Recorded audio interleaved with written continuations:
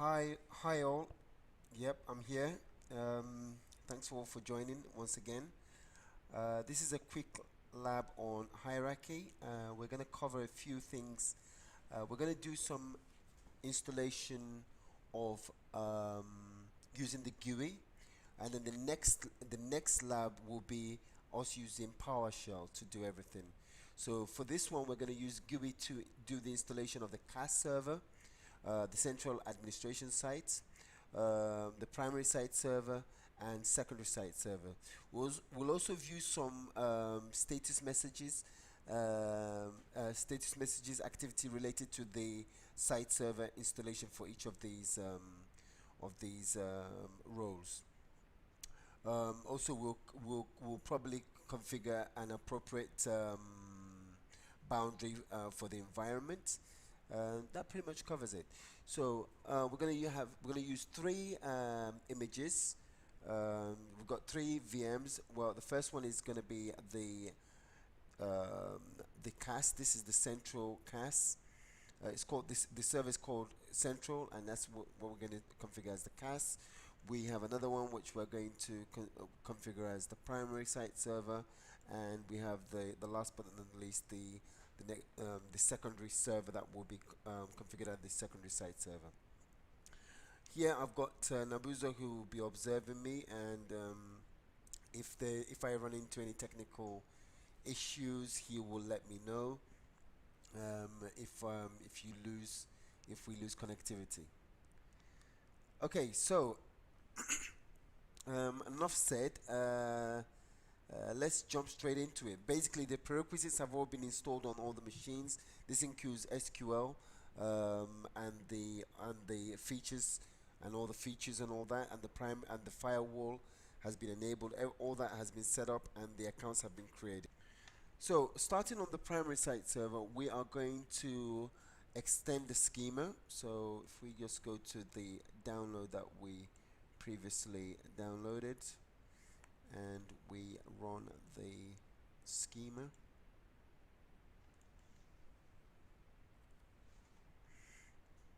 So if we run this, extend the schema, and if we now have a look at the C drive, that's the time, as you can see, 9/11, 105, and if you just have a look there, it shows. If I just highlight it for you, it shows that the schema has been extended successfully. Okay. So with that done, the next thing that we're going to do is that we're going to grant the configuration manager site servers rights to the Active Directory. What we should do is actually create a container, a sub-container in the systems container called, I think it's configuration management or something like that. I've forgotten the exact acronym, but to save time, we're just going to give them full rights to the systems um, container. So let's enable advanced view. So we're gonna give them full administrative rights to publish to this container. So let's add.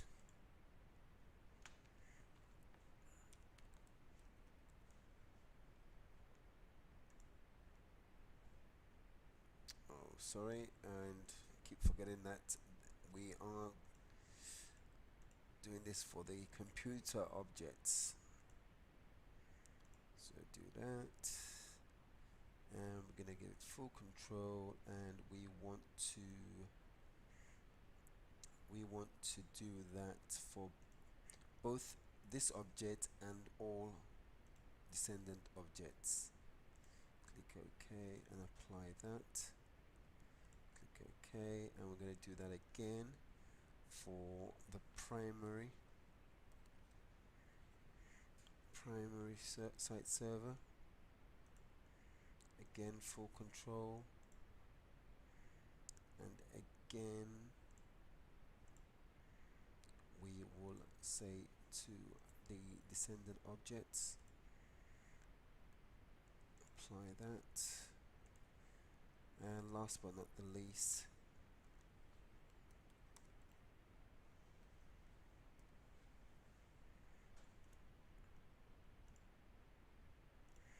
full, and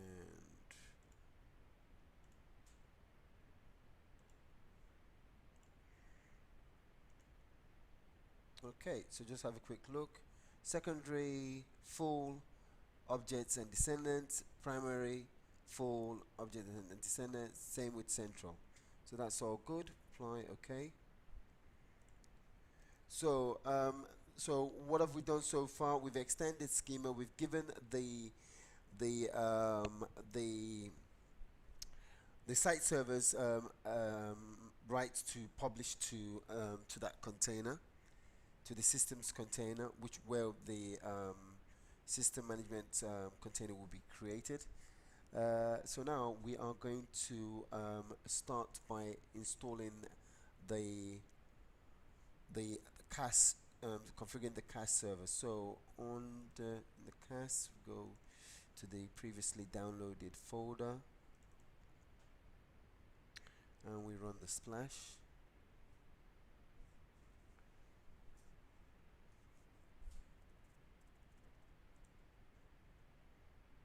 Click install.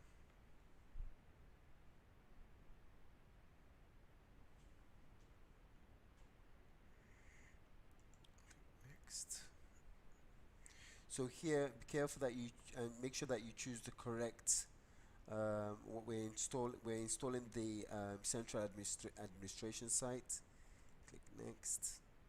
Want evaluation, next. Accept the license term and accept all license terms.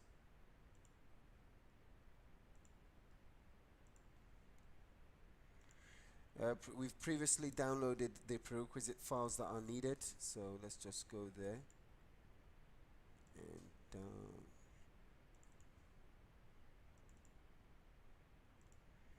so we point to that.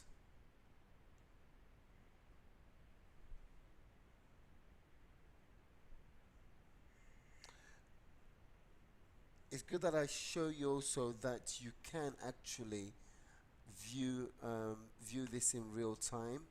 So if we go back to the C drive and the config manager setup log file gives you this will be you can monitor the installation on this file. Okay, it gets updated as it goes along. Okay.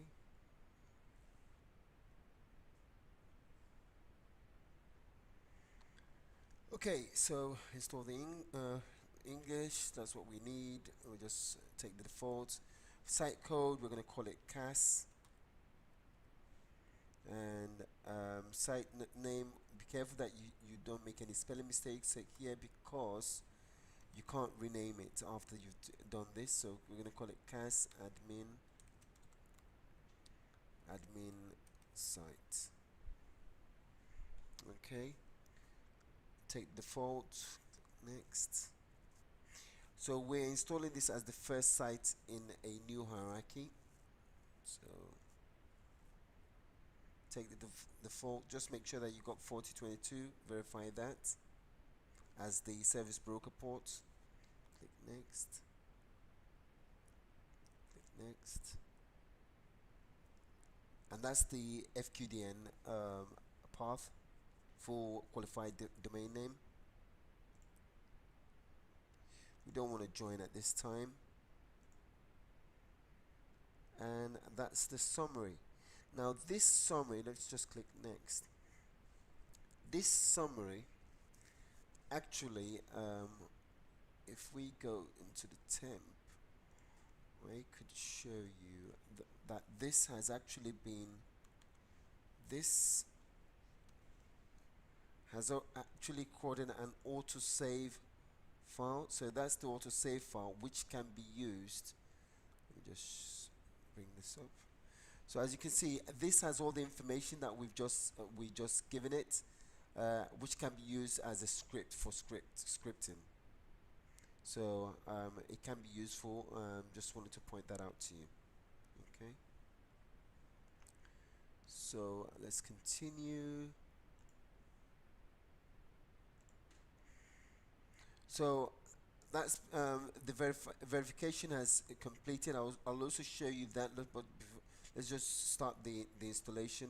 But also, I just want to show you that information about the periodic log file can be found here. If you scroll to the bottom, and you can see there it says it. Not sure if you can see it. Let me just zoom it out. So periodic check is complete. Okay. So okay, so what we're going to do now is that, just to save time, we're going to do the same thing on the primary site server, but although we won't click this the we won't go right through to the end, but I just want to do both of them at the same time, so that we don't just to save time. So basically what we're going to do now is that we're going to jump back um, jump onto the primary site server and start the configuration, um, and stop halfway. So log on to the primary site server, and in the primary site server, if we start running the splash,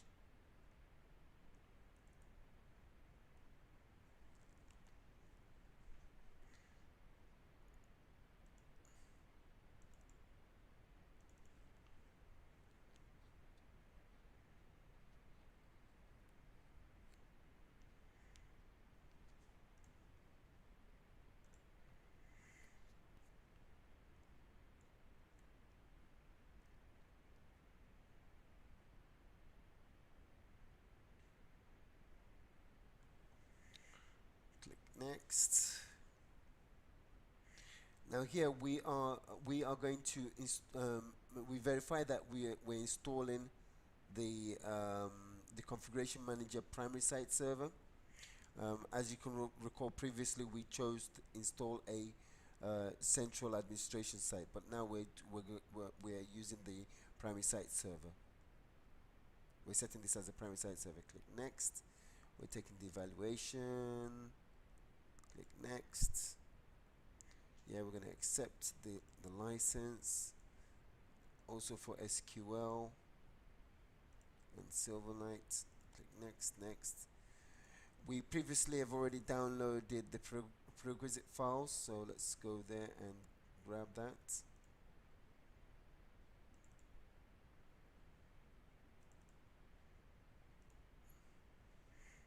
Click next.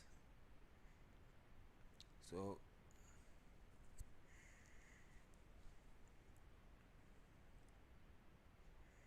let's just wait for this.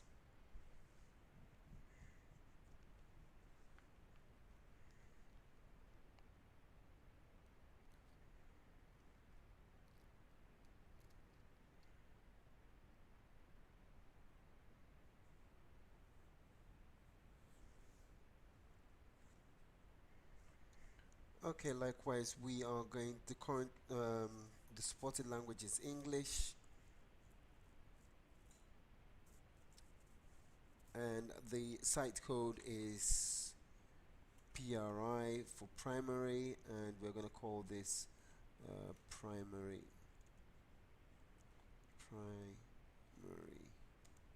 site server.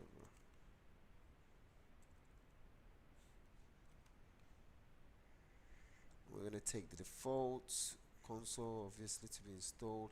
Now here, because we are going to join the primary site to an existing hierarchy, this is where we put in the central administrative site, that the CAS server site, using the obviously if you just type in central with the FQDN, it will pick it up if it had been if the installation is complete, but unfortunately it's not yet complete.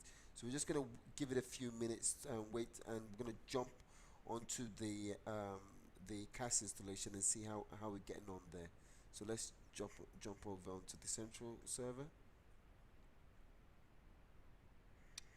Okay, so this is gonna take a while, so we're just gonna sit tight and wait for this to complete.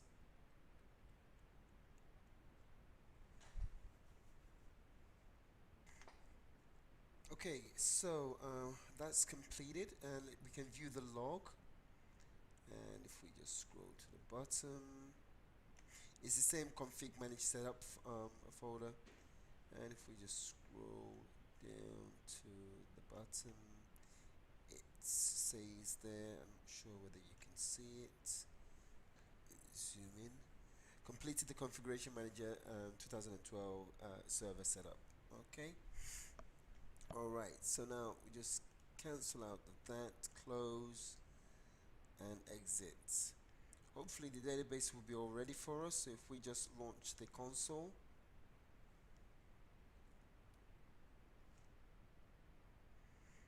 that's looking good. So what we're now going to do is that we're just going to have a quick look at view some state system status. So if we go to the component status, and under here, if we look for the component, the SMS site component manager, and if we click on show messages, show all, this will show for the past 1 day. Click OK.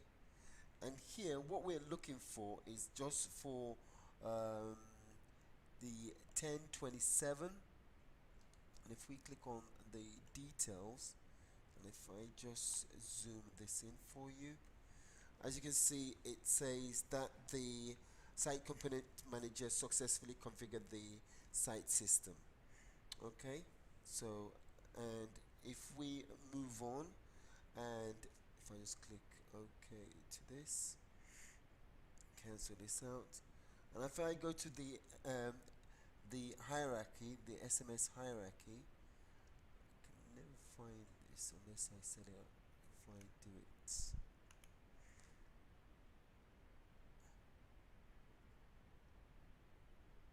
there you go. So if we go again, show messages, all messages for the past 1 day, click OK. And also here what we're looking for is the 3306, that's it there. So take the latest details, and if I just zoom this in for you, it shows that the hierarchy manager successfully processed this file, so for as the CAS admin site.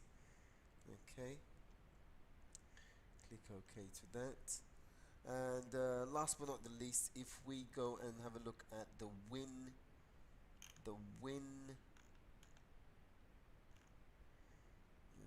server discovery, this will show us the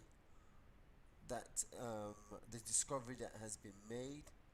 So click OK, and likewise here what we're looking for is for the 40, I think it's the 4202, yeah, that's should be that details, and let me just zoom into there. So as you can see there, it says that the server discovery agent read the system rows, has found 4 server rows entries, and these 4 rows are actually for the database. Okay, I'm going to show you that actually in the so if I go to the administration workroom and click on the site configuration, click on site, as you can see here, it shows that the CAS has been formed. Later on, when we set up the primary site server and the secondary site, they're all going to come up here. But if we have a look at the server site system roles, it shows that the site database server and was installed, and this does not, it does not, as you can see, it does not contain the management point or the distribution point, because this CAS does not actually manage any clients.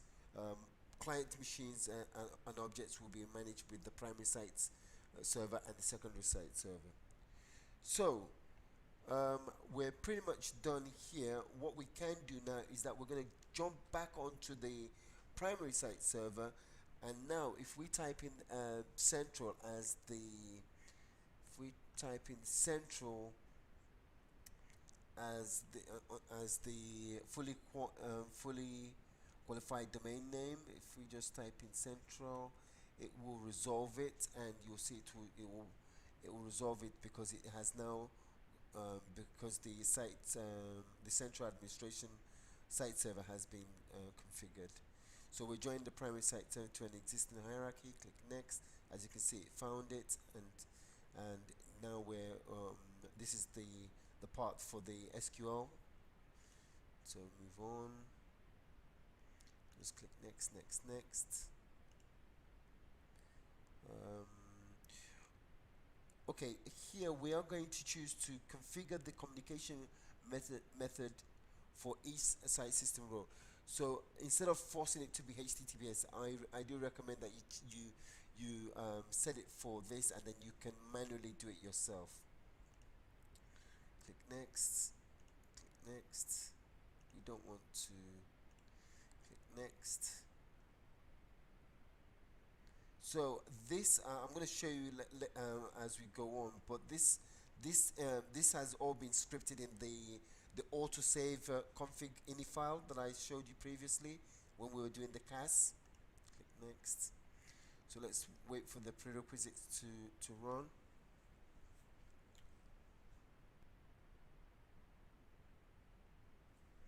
So as you can see, no, it's just warnings on the SQL, which is no big deal, and so we're just going to begin the install. So while this is cooking, first remember, if you look at the config manager's setup file, this will show you the live, the what's going on, what is actually being done moment by moment. You can see that in this log file. It's good for troubleshooting. Also, what else did I want to show you? So let's see, the prerequisite log file has been created. That passed. We've already seen that. So if I just scroll to the bottom, you see there it shows that it has completed. And what else did I want to show you? I also want to show you the ini file that was set up, that was created. Is a bit different from the CAS, but this can be used for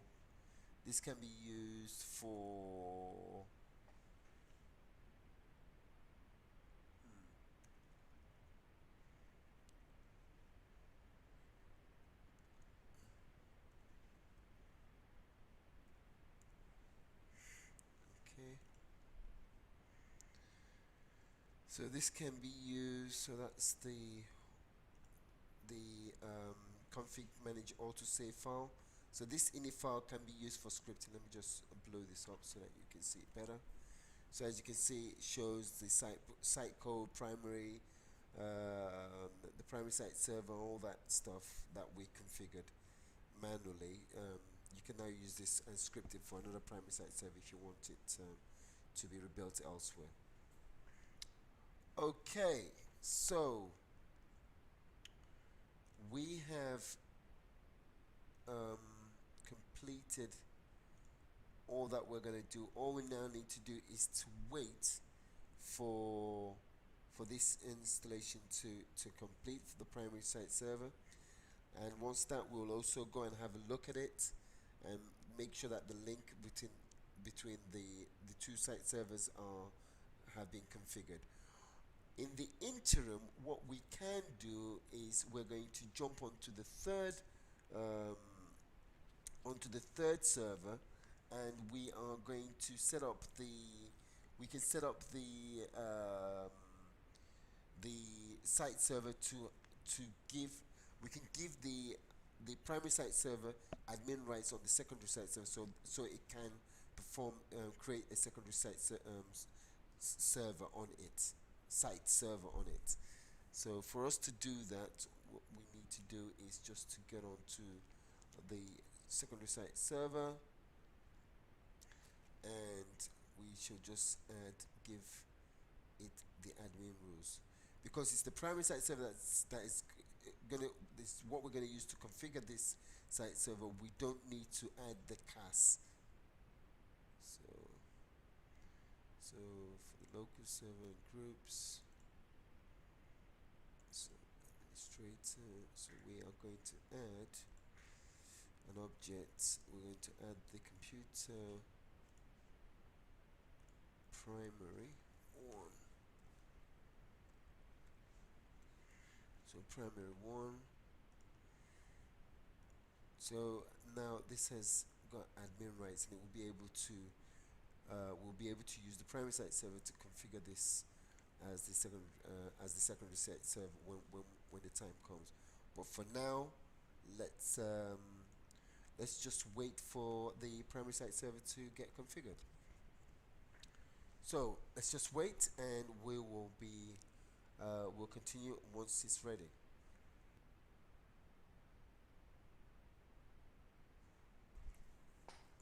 Okay, as you can see, this installation is now complete. You can view the log and scroll down to the bottom, and as you can see, it says it clearly there that the completed the configuration manager 2012 server setup.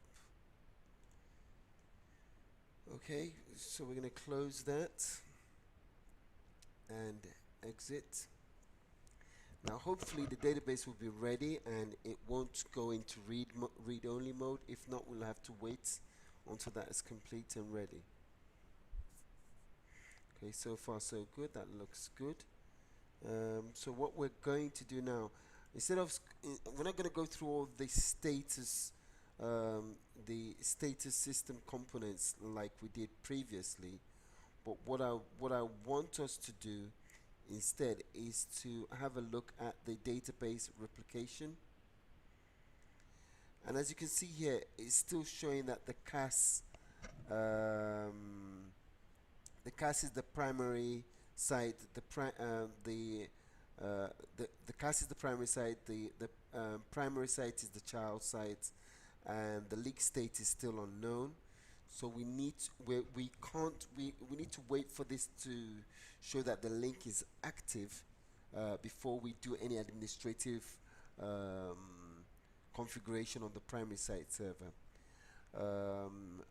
But I don't think you will even be able to do anything. Let's have a look. So hierarchy, boundaries. Oh yeah, you can actually. That's surprising. But the best practice is actually to wait and make sure that the link state between the parent site and the child site is active before we do any configuration from the primary site server. But any information that is done on the CAS, any configuration that is done on the parent site will eventually get replicated down to the child site anyway. So it's just best practice. So let's just wait.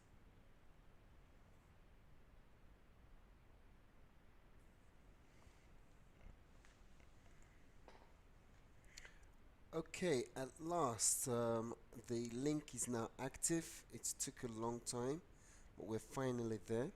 So what we're going to do now is, if I just go straight to administration and show you there on the site configuration, you will now see the site. It will so that's the primary site server configured and it's active, and you got the site code primary and the parent site site code CAS. Okay, so and if I go to the system roles, quickly show you there, we have it included with other site roles. We've got the distribution point and the management point also included to this primary site server. So what we're now going to do in under the administration hierarchy is that we're going to add some boundaries. So we're going to create a boundary, and we're going to call this IP range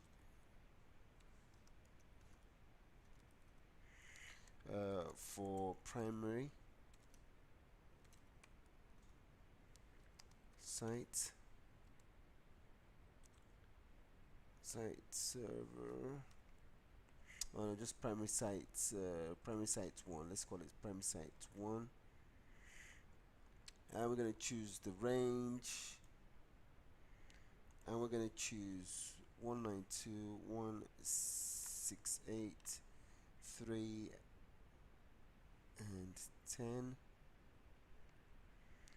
and 192.168.319, and we click apply to that, or just click OK.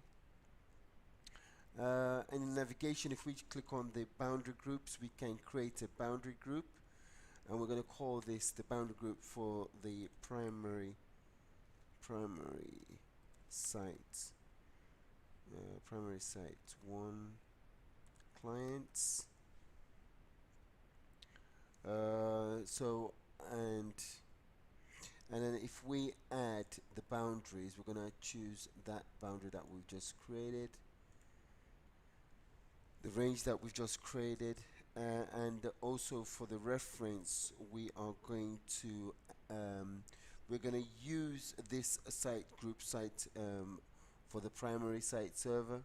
We're going to use that, and we are also going to add for the site system server, we're going to add the primary site server. So sorry, click on that and click OK, click apply and click OK. So we've created the boundary and we've created groups. Like I said, we've already added the this primary site server as to have admin rights on the secondary server. So what we're now going to do is that we're going to install a secondary site. So from the administration workroom, if we go back to the site configuration, click on sites, and up here we will see create secondary site. So we click on that, click next, yep, and we are going to give it a site code of sec for secondary, and we're going to call this secondary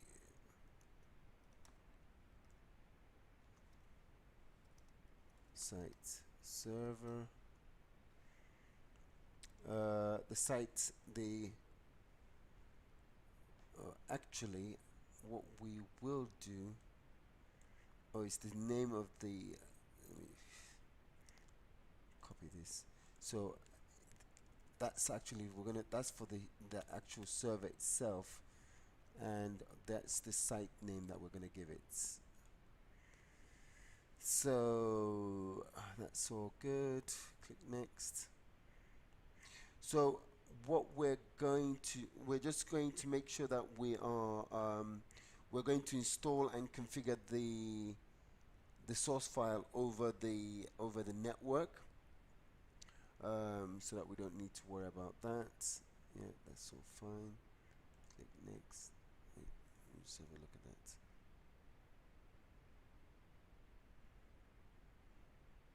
Yeah, that's fine.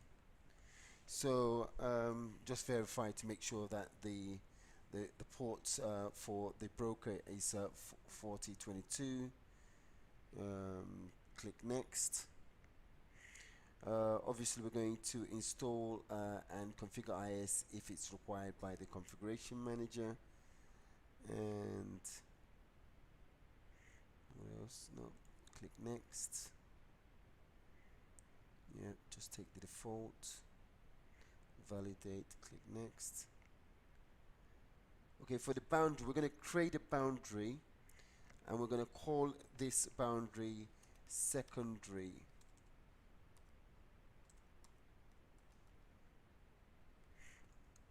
Secondary site clients.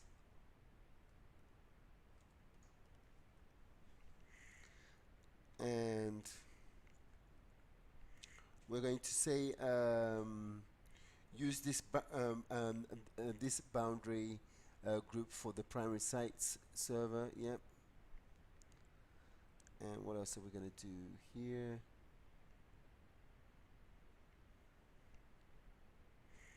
Yeah, click OK.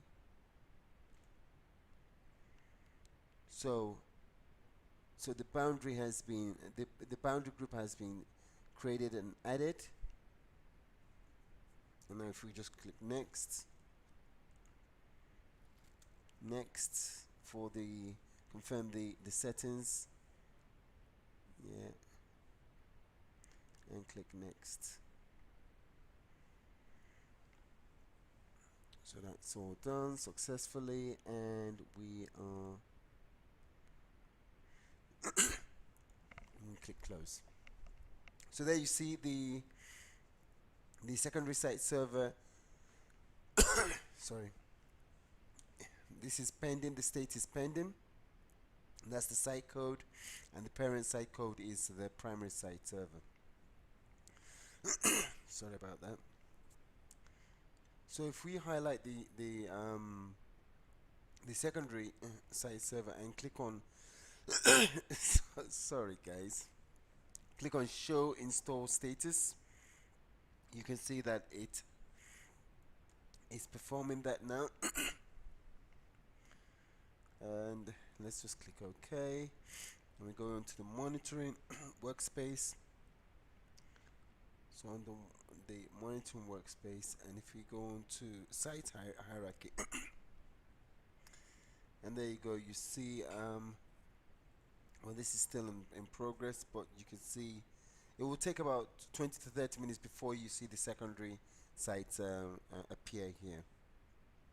Okay, so so the last thing that we're going to do is we're going to create we're going to configure the configuration manager to an IP address range as the boundary. So if we go back to the administration workspace, and then if we expand the hierarchy again, just go back to boundaries, and then create a boundary here and call the IP address IP address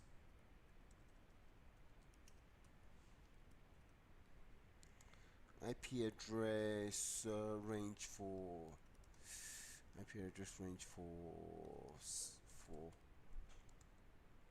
secondary site.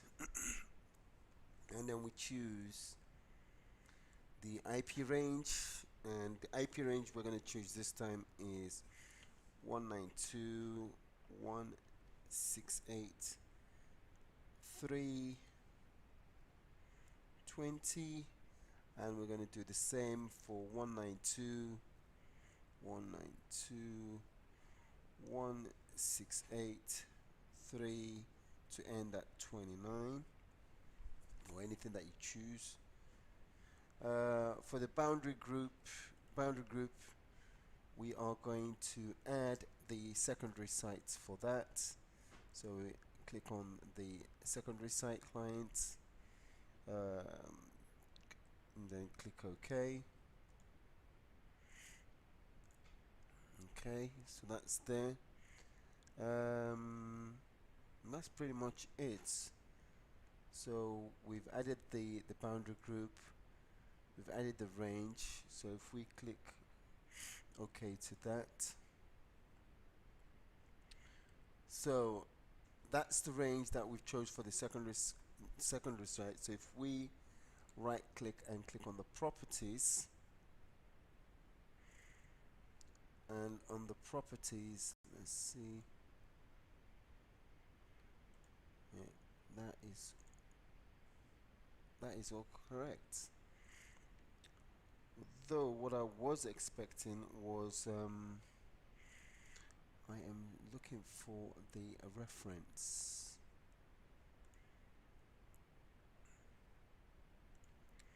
Boundary group secondary.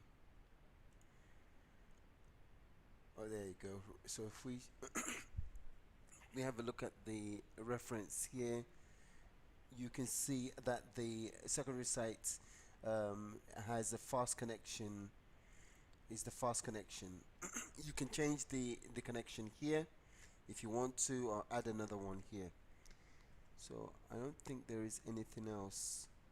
So that is all good. So that pretty much covers. Let's just close all that.